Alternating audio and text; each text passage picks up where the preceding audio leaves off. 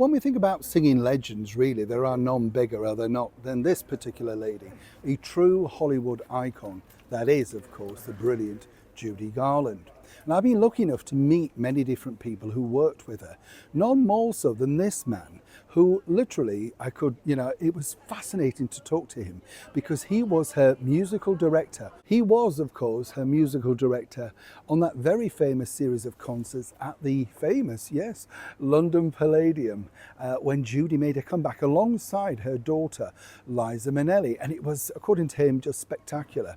I even knew the follow spot man. Yes, he was brilliant. And he told me some marvelous stories behind the scenes of working with this wonderful legend. I mean, there are none bigger. You know, when you think about these people, there are sort of Sammy Davis Jr., Dean Martin, Frank Sinatra, and Judy Garland, who Frank Sinatra called literally Miss Show Business. She truly was that. I've been lucky enough to even meet her daughters and her son. It's just, a marvelous entertainer. But this particular story I wanted to share with you because it was another find going through some of the files of that man, Laurie Holloway, who pointed out a very huge missed opportunity for this singing legend. Let me explain. Morning, chums. Nice to see you. Thank you so much for your time today. Nice to have your company.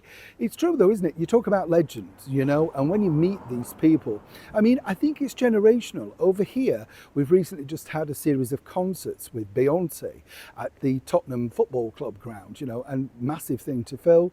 But for their generation, she is their icon, as Billie Holiday was to other people, say, Sandy Shaw to others, whatever. It's all about the iconic status, isn't it? And in your moment. Personally, I think Beyonce is a very nice lady, but she's certainly not up there with the likes of, Peggy Lee or people like that. Now, when you think about Judy Garland, you've got to remember, at this particular period that we're explaining, she was trying to do something of a comeback. You see, she'd been around since the 30s, done incredibly well with movies, right through into the 50s. But as what she learned and what she could see the tide was turning, according to Laurie, she needed something to pump her back up. And she was always looking for new songs, new ideas. But because of her terrible addiction, she found it quite hard to learn new material, to remember it. And I don't mean that unkindly.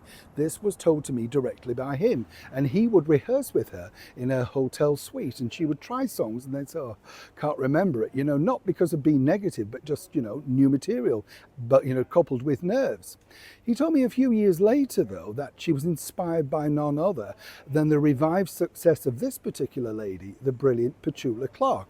Now, if you remember, Petula had hooked up with the composer, producer, arranger, Tony Hatch for a series of mega hits like Downtown, Don't Sleep in the Subway, Darling, I Couldn't Live Without Your Love. And this had really revived Petula's career. Remember, she'd more or less had the same sort of career, child star, now moving into more adulthood, and now back at the top of the charts in the US as well. The problem was, who could Judy team up with? Now, what was interesting was Laurie Holloway pointed out that one night they were having dinner with none other than the Princess Rose, Princess Margaret. And Princess Margaret, who was an absolute huge fan of the Beatles, attended their premieres of their films and things like that, said, well, who you should get to write you a song? None other than Paul McCartney. I mean, he's a genius. Judy thought about this. Now, she'd already, performed a couple of Beatles tracks in public, so she was very much aware of their work.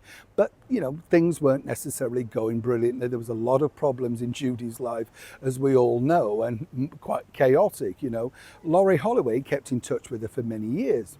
He said that he'd been invited to help with the concerts at the now famous Talk of the Town, the very final concerts. And, he thought about it, but, was willing to help on the sides, but didn't necessarily want to go through it all again. However, according to him, the idea for Judy to record a brand new Beatles song hadn't gone without question. She thought this was a brilliant idea. And one night, Paul McCartney had been invited in to see that show at the Talk of the Town. Now, Laurie's not sure whether, Judy knew Paul was coming or whether it was if he could make it. But he was there when he was there, and he said that they talked about it and they were going to go backstage and all that sort of stuff.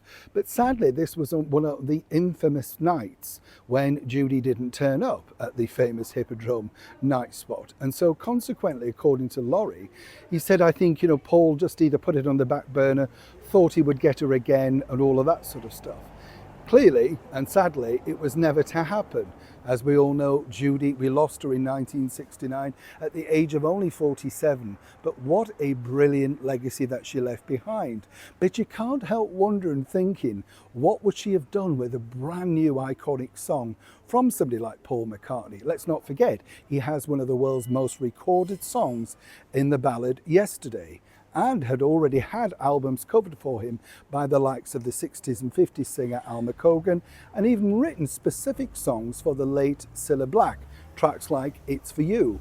All of these are not gone unnoticed by Judy Garland. She knew that she had to keep reinventing herself to keep herself on top. But on this particular occasion, that wonderful opportunity, set up originally by Princess Margaret, literally slipped through her fingers. Now that's a shame, isn't it? Neil Sean in the very heart of London.